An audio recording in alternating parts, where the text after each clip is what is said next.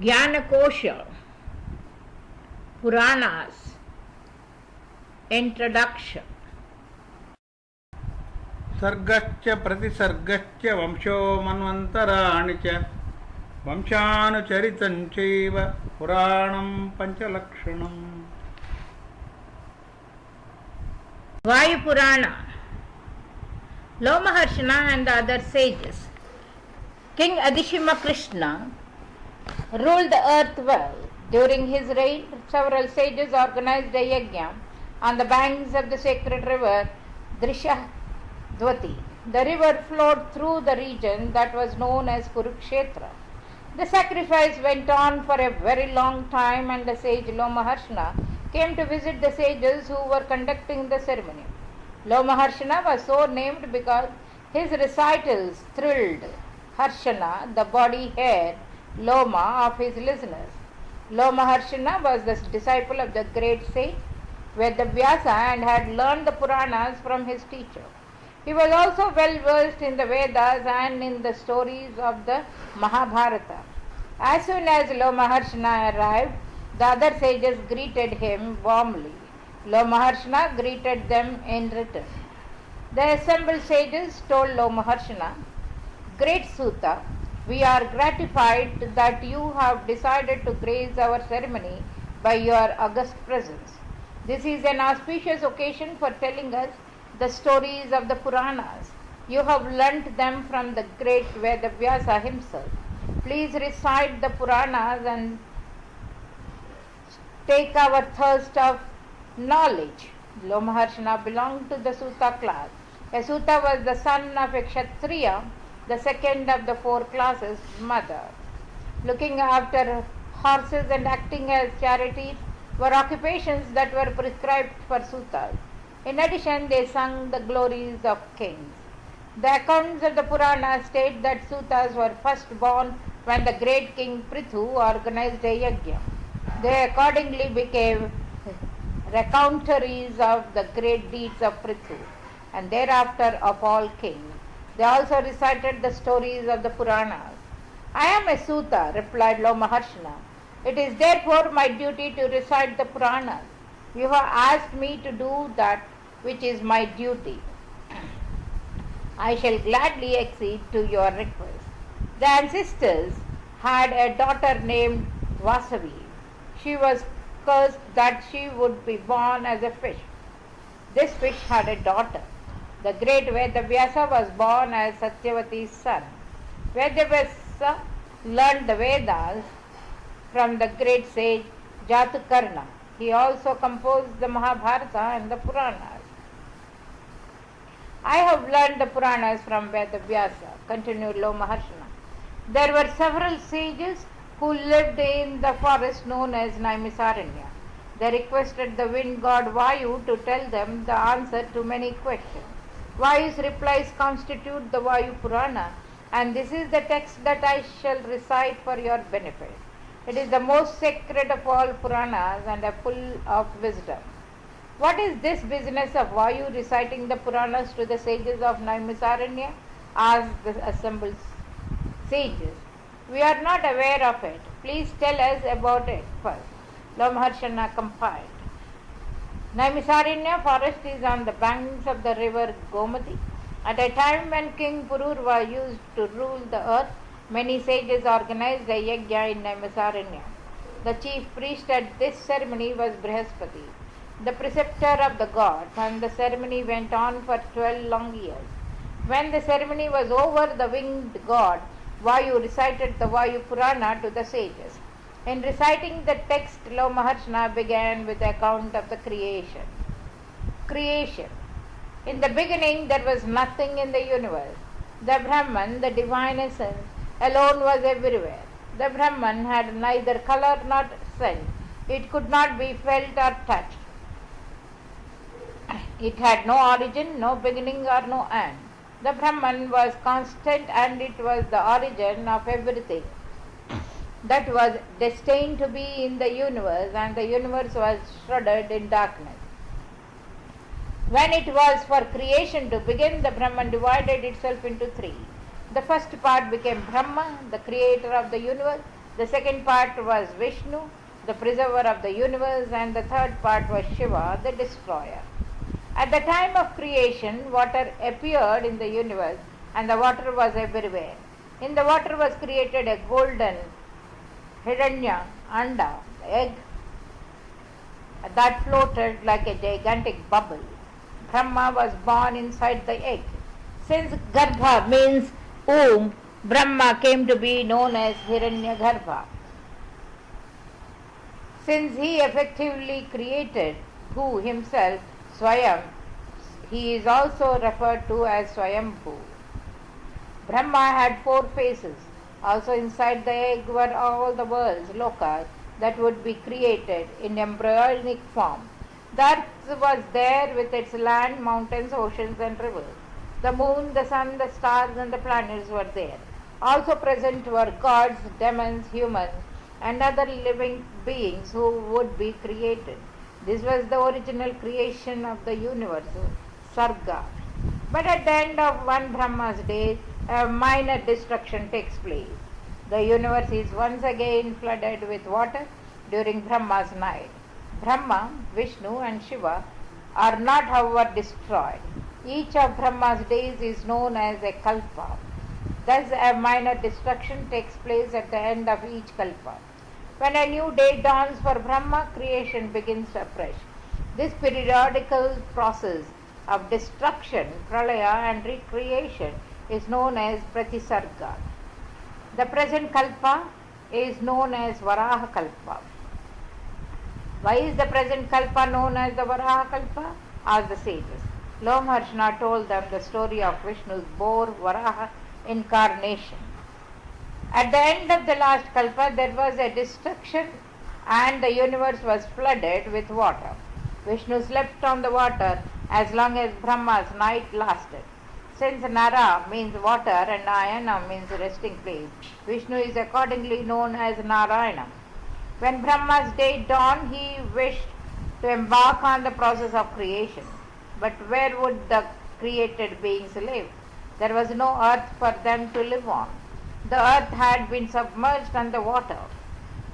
Vishnu therefore adopted the form of a huge boar. The boar's body was as large as a mountain and it had gigantic tusks that were exceedingly sharp. The eyes of the boar blazed like lightning and its roar thundered like the clouds. As a roar, Vishnu entered the boar and began to search for the earth. He found the submerged earth and raised it up its proper place on the tusks of the boar. The earth began to float on the water like a huge boat. Vishnu also leveled our parts of the earth. The mountains that had existed on earth in the earlier kalpa had been burned down by the fire that raged at the time of the destruction. Vishnu created new mountains. Because they did not move, the mountains came to be known as Achala. And since they had layers, parva or ranges, came to be known as Parvata. The land masses were also created. The creation of living beings could now begin. And since the creation of this kalpa took place after Vishnu's boar incarnation, the cycle came to be called Varaha kalpa. Brahma created water, fire, air, the sky, directions, heavens, oceans, rivers, mountains and trees. He also created time, night and days. Through his mental powers, he created 3 sons named Sananta, Sanaka and Sanatana. In each kalpa there are 14 manvantras. Each manvantara is ruled over by a Manu. The gods and the 7 great sages change from one manvantara to another. The title of Indra, king of the gods, also changes hand. In any one particular manvantara there are 28 crores of gods. Therefore, in 14 manvantaras there are 392 crores of gods.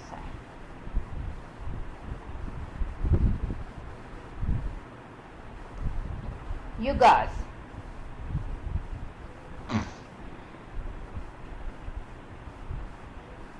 There are roughly 71 Mahayugas in a Manvantara. A A Mahayuga lasts for 12,000 years of the god and consists of 4 different eras or yugas: Satya Yuga or Krita Yuga, Treta Yuga, Dwapar Yuga, and Kali Yuga. Satya Yuga lasts for 4,000 years of the gods Treta Yuga, Dwapar Yuga, and Kali Yuga. Satya Yuga lasts for 4,000 years of the gods, Treta Yuga for 3,000, Dwapara Yuga for 2,000, and Kali Yuga for 1,000. This adds up to 10,000 years in a Mahayuga. Another 2,000 years are to be added for intervening periods between two yugas, hence the total of 12,000 years in a Mahayuga. The Satya Yuga, winter, summer, and monsoon were unknown. All individuals were equally handsome, equally prosperous, and equally happy. There was no concept of dharma or adharma, since people were naturally righteous. There were no prescribed places where people lived. There were no cities or villages. People lived freely on the shores of the ocean and in the mountains. Roots, fruits, or flowers did not grow. People lived on juice that came out of the bowels of the earth. This juice was so miraculous that old age and disease were unknown. Hatred and envy did not exist. There was nothing to be envious about, since all individuals were equal. Moreover, people had the mental power to summon up whatever object they desired. There were no shortages. As one moved from Satya Yuga to Treta Yuga, these mental powers that people possessed disappeared. The primary obsession of individuals in Satya Yuga was meditating. In Treta Yuga, it became knowledge. Thick clouds appeared in the sky and it began to rain. This rain fostered the growth of various trees. People started to live on the fruits of these trees. These trees also provided barks for clothing and honey. These trees were so wonderful that they were known as kalpavrikshas. That is, they provided whatever it was that one desired. But as Treta Yuga progressed, people became evil and started to fight over the possession of these trees. Consequently, the trees began to wither away. It was then that habitations started to be built. Earlier, there had been no fixed dwelling places for humans. Such habitations were built on mountains and near rivers. Villages and cities were constructed. It also became necessary to have units of measurement. The smallest unit of measurement was an anguli, a finger. 10 angulis made one pradesha. This signified the length from the thumb to the extended index finger. The distance from the thumb to the extended middle finger was tata, from the thumb of the external ring gokarna, and from the thumb to the extended little finger vitasti. Thus 12 angulis were equivalent to one vitasti. 21 angulis made one ratni and 24 angulis made one hasta. 42 angulis were called one kishuku. 4 hastas made one dhanu, bow length. 2000 dhanus were one gavyayuti and 4 gavyayuti constituted one yojana. Thus one yojana was made up of 8,000 dhanus. The yojana was the basic unit of measuring the sizes of human habitations. The houses that men built were known as shalas. This is because they were modeled on trees. The branches of a tree spread out in all directions. Since the houses spread out in this fashion, they were called shalas. The places were called pradesha. The word signifies that these dwelling place is the mind. The kalparikshas having disappeared, people had to look for means of sustenance. This they found in trees and herbs. In fact, the discovery of herbs goes back to Treta Yuga. But people became evil. They fought over the possessions of rivers, land, mountains, trees, and herbs. Might became right, and those who were strong managed to establish property rights. The weak suffered. The result of all this fighting was that the trees and the herbs disappeared and food grains grew no longer. The entire earth was swallowed up by thick forests. Suffering from hunger and thirst, people went to Brahma in search of a solution. Brahma milked the earth so that trees, herbs, and food grains might grow afresh.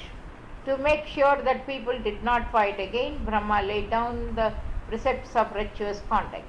This was encapsulated in the principle of Varnashrama Dharma, the system of 4 Varnas, classes, and 4 Ashramas, stages of life. The principle of Varnashrama Dharma thus dates back to Treta Yuga and was initiated by Brahma himself. People are divided into 4 Varnas. The first class is the of Brahmins. The Brahmins are those who are knowledgeable in the true nature of Brahma.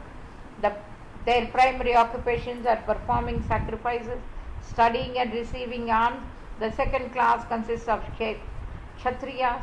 Their primary duties are to bear arms so that they can protect the good and punish the evil. They must also rule and fight. The third class consists of Vaishyas. The primary duties of Vaishyas are agriculture, animal husbandry, and trade. The fourth and final class is that of Shudras. The Shudras are to serve the other 3 classes and act as artisans. They are not permitted to study, perform sacrifices, or donate alms. These are only permitted for the first 3 classes. A Brahmana who performs his duties well gets to live Brahma, such as Kshatriya gets to live with Indra, such as Vaishya with the gods, the Maruts, and such a Shudra with the Gandharvas, singers of heaven. Brahma also laid down the system of the 4 ashramas. The first one is Brahmacharya, the second Grahasthashram, the third Vanaprastha, and the fourth Sannyasa. In Brahmacharya stage, one has to study and serve one's teacher. Well, after this period is over, one is married and enters the householder stage. A householder has to perform sacrifices and serve his guests. Grahasthya is superior to the other 3 ashramas, since it is on the alms provided by householders that individuals in the other 3 stages of life subsist. When the householder stage is over and one has had sons, one enters Vanaprastha. Such a person retires to the forest and lives on fruits and roots. It is only when the mind is completely detached from material pursuit that one moves on the final stage of sannyasa. Creation continued. From his mental powers, Brahma created 10 sons. Their names were Bhrigu, Pulatsya, Pulaha, Kratu, Angira, Marichi, Daksha, Atri, Vasishtha, and Rudra. The first 9 became sages and were known as original Brahmanas. To ensure that creation progressed, Brahma divided his own body into 2 halves.